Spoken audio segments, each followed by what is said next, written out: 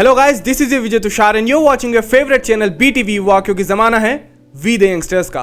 Guys, कोई सी भी बात हम किसी से भी कहते हैं तो उसमें रस कौन पैदा करता है, उसमें मिठास कौन घोलता है? उसकी बोली, यानी कि आप किस भाषा में उसे कह रहे हैं। और आप देखते हैं कि हर भाषा का, हर बोली का अपना एक अलग टोन होता है, अपना एक अलग रस रहता है। और हमारे यहाँ मध्य प्रदेश में भी बहुत सारी बोली कही जाती है, लेकिन यहाँ पर सबसे मेजर जिनमें होती है उसमें से एक है मालवी। और मालवी का आप देखेंगे कि किस ढंग से उसे कहा जाता है, किस ढंग से उसे सुना जाता है, उसकी अपने एक मिठास, उतना एक तरीका, एक लहजा मालवी में भी आता है। और आप देखते हैं कि कोई सी भी बोली, कोई सी भी भाषा समृद्ध कब बनती है? जब उसमें उसका साहित्य आता है, यानी कि लोग सिर्फ बोलने तक सीमित ना रहते हैं, उसमें कविता लिखते हो, उस पर व्यंग लिखे जा रहे हैं, उसमें कहानियाँ लिखी जा रही हो, गद्य पद्य दोनों में काम हो रहा हो, और तो और वो जो भाषा है, जो बोली है, वो मंच तक भी आ जाए। तो ऐसे कुछ लोग होते हैं जो इनके दिल में वो बोली बसती है, तो उस कला के माध्यम से उसे मंच तक लेकर आते हैं और लोगों के दिलों में उस बोली का जो जादू है वो बिखेरते हैं। तो ऐसे एक शख्स हमारे साथ है जिनने मालवी को काफ़ी बढ़ावा अपनी तरफ से दिया है। उन्होंने मालवी में काफ़ी नाटक किए हैं, और नाटक एक तरह से किया जाता था कि एक फंक्शन में करते थे, लेकिन सर ने जो फेस्टिवल्स होते थिएटर में, जहाँ पर बड़े बड़े नाटककारों के बड़े बड़े सेट्स के प्लेस होते, वहाँ पर मालवी के नाटक भी किए जाने लगे शहर में, ये सर की बदौलत। और बहुत सारी कविताएं सर से लिखते हैं जो काफ़ी लोगों को अच्छी लगती है। तो आइए हम मिलकर सर का स्वागत करते हैं और मालवी के बारे में सर से बात करते हैं। स्वागत करते हैं रजनीश दवे सर का। सर, आपका बहुत बहुत स्वागत है। Thank you Tushar.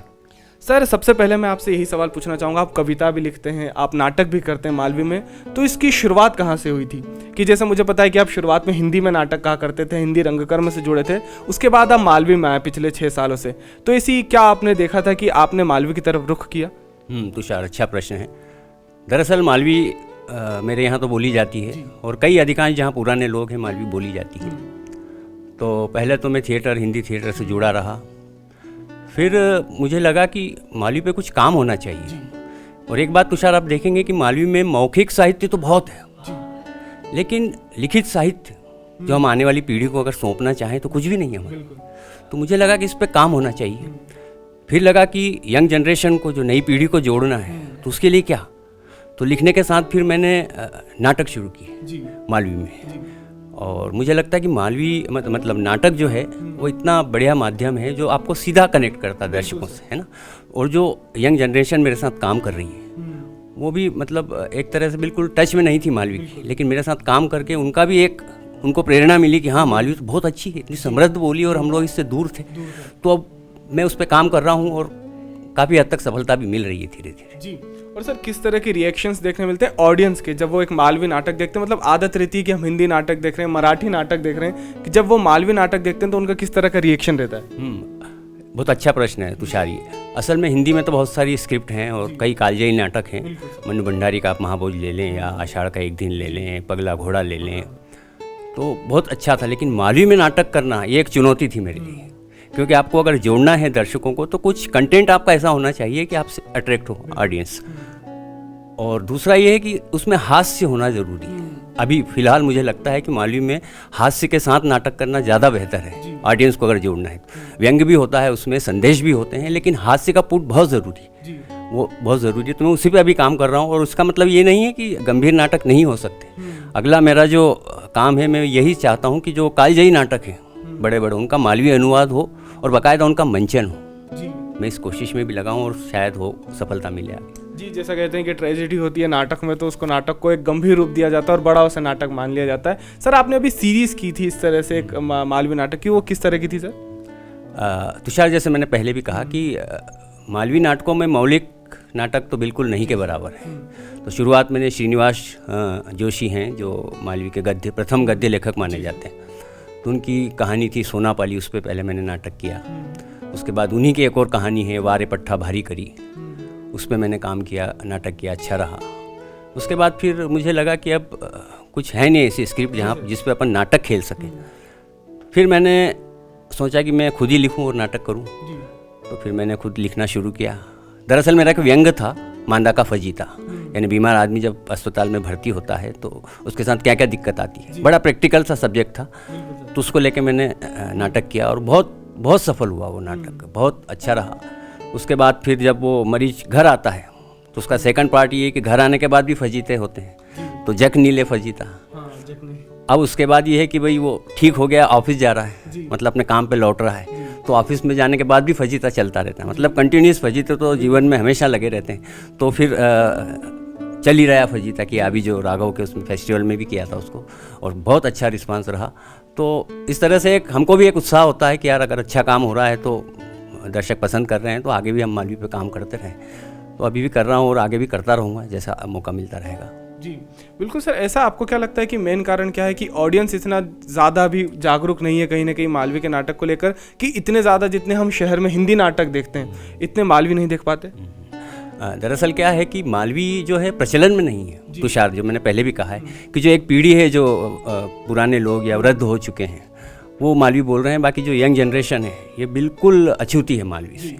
तो एक तो ये कारण है दर्शकों का भाव का कि यार मालवी हमको समझ में ही नहीं आ रही तो नाटक क्या देखें। बिल्कुल सर।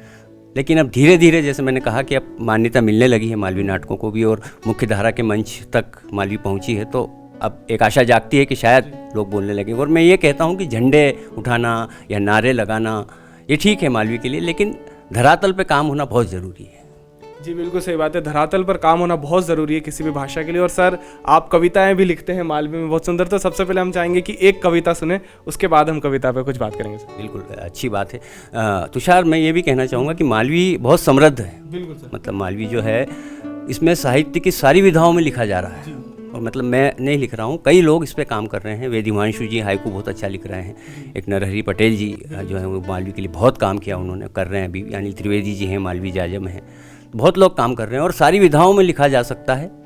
कविता हो, हाइकू हो, व्यंग हो, इवन उपन्यास तक लोग लिख रहे हैं। और मालवी का शायद आपको पता हो शब्दकोश भी बना है, उसको काफ़ी पहले उस पर भी काम हुआ है। तो काम हो रहा है और लगातार ऐसा काम होता रहे तो मुझे लगता है कि हम मालवी की कुछ सेवा कर सकते हैं, समृद्ध कर सकते हैं। एक छोटी सी कविता है मालवी की, और मुझे ये लगता है कि मालवी में बहुत क्लिष्ट अगर लिखें अपन तो फिर लोग उसको पसंद नहीं करते हैं। आम जो बोलचाल की मालवी है, आप या तो नाटक करें या जो भी लिख रहे हैं उसमें आम बोलचाल की भाषा, क्योंकि मालवी का जो है इसने सारी बोली को प्रभावित किया है।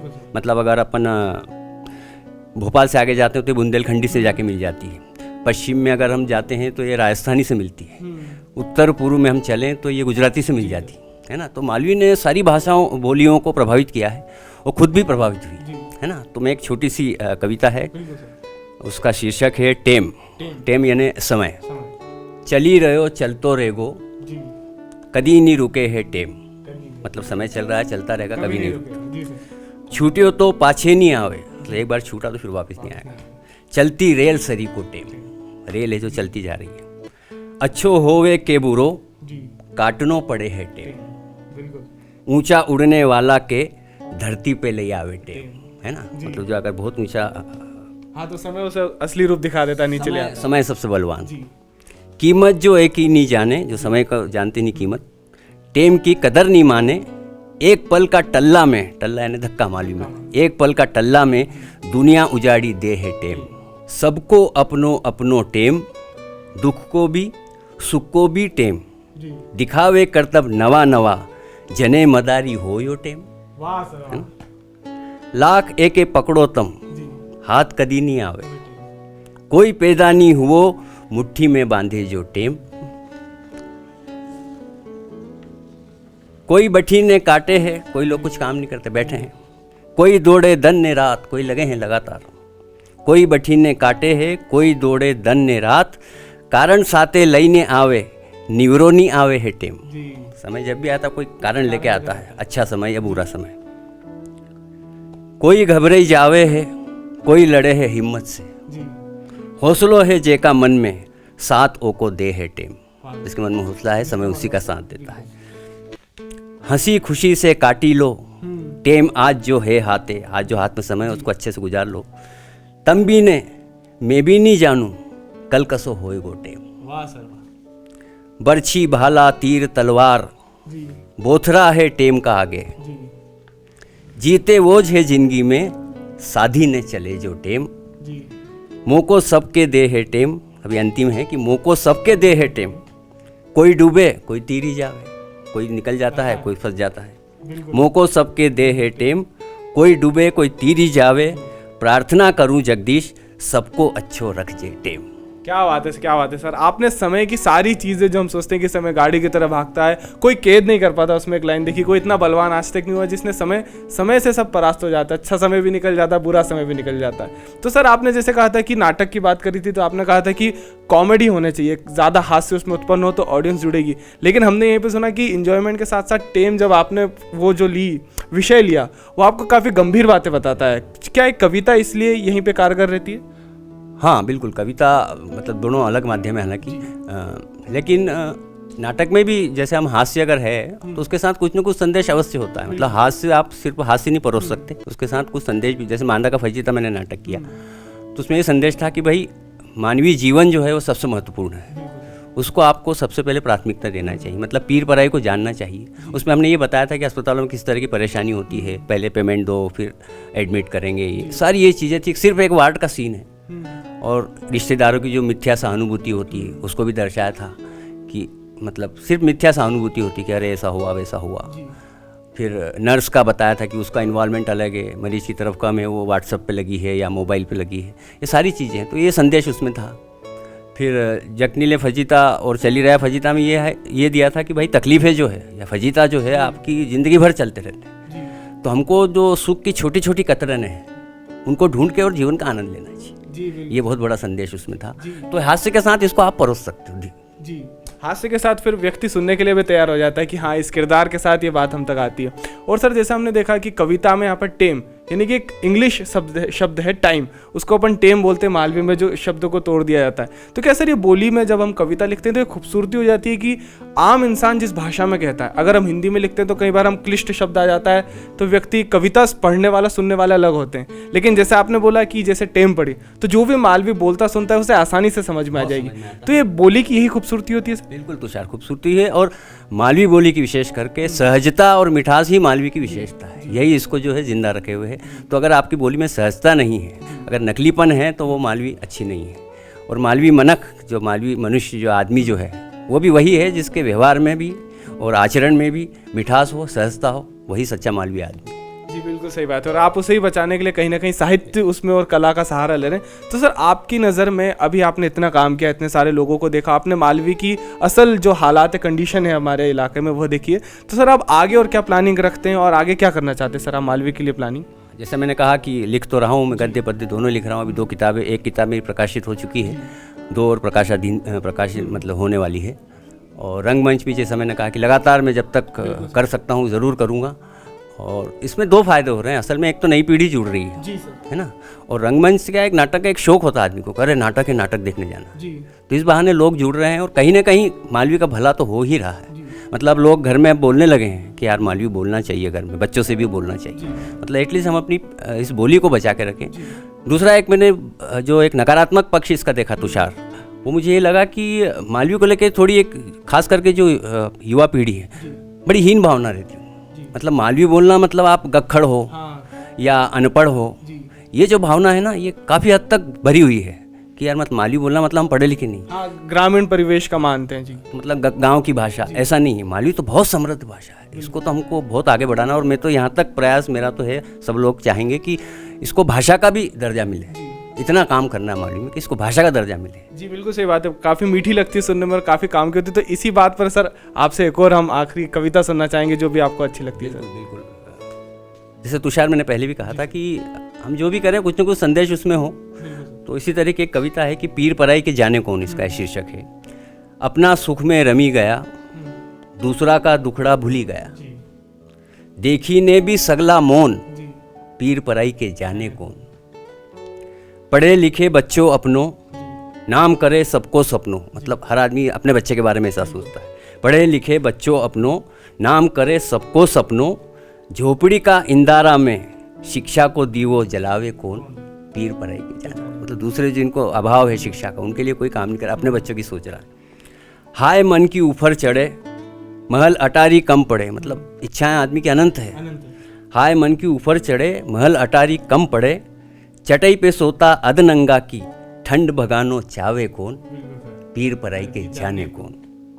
दूसरा कीच कमी देखावे, दूसरों की कमी हमेशा दिखती है इंसान। जोर जोर से ढोल बजावे, घर में बजता बासन भांडा पे, कान धरनो चावे कौन, पीर पराई के जाने।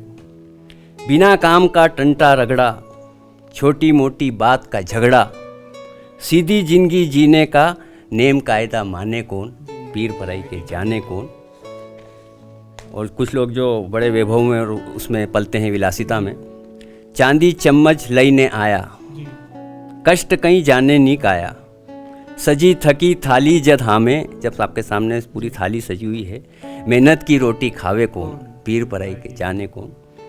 जमाना भर का खोटा काम, रावण हुई ने बने हैं राम, घड़ो पाप को भरी रया, धर्म से चलनो चावे कौन, पीर पराई के जाने कौन। काम धाम धंधो मजूरी, पेट पालनो भी जरूरी, टेमनी है जक लेने को, नाता रिश्ता निभावे कौन, पीर पराई के जाने कौन। और अंतिम है कि कोई नहीं सोचे जागने की, मतलब ऊपर उठने की कोई नहीं चाह रहा, कोई नहीं सोचे जागने की, होड़ मची है भागने की, सब भाग रहे हैं, जनावर सब बनी रहा, सब जानवर बन रहे हैं बिल्कुल, मनक बननो पण चावे कौन, पीर पराई के जाने को। बिल्कुल सर, बहुत ही सुंदर कविता थी कि आपको कहीं ना कहीं आपकी हालत और समाज में जो जो अलग अलग तबके होते हैं सबको आपने इसमें स्पष्ट किया है। तो सर बहुत बहुत शुक्रिया हमसे बात करने के लिए। और आखिरी बात जो भी आप मालवी के लिए कहना चाहें, हमारे दर्शकों के लिए कहना चाहें। तुषार, जैसे मैंने बताया कि कई लोग बोल रहे हैं कि मालवी विलुप्त हो रही है, तो मुझे लगता है कि विलुप्त तो कभी नहीं होगी, बोली कभी विलुप्त नहीं होती, बहुत समृद्ध है। और मेरा एक ही सूत्र है जो मैं देना चाहूँगा, दर्शकों से भी कहना चाहूँगा और जो मालवी में काम कर रहे हैं उनके लिए भी, कि मालवी बोलो, मालवी बाँचो और मालवी लिखो।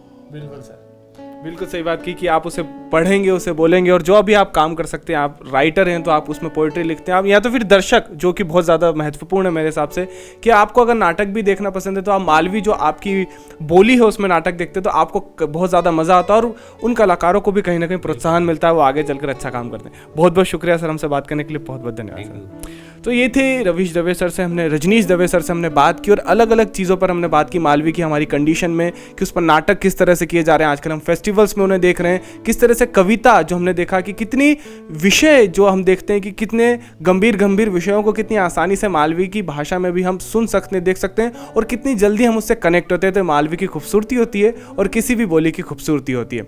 तो गाइस, आपको ये शो कैसा लगा हमें बता सकते हैं फीडबैक देकर feedbackyuva@gmail.com पर। अब वक्त हो चुका है मेरे जाने का। So this is your Vijay Tushar signing off with camera person Manish Rao Jaga ji. But you guys keep watching health with BTV Yuva, क्योंकि जमाना है वी द यंगस्टर्स का। Thank you.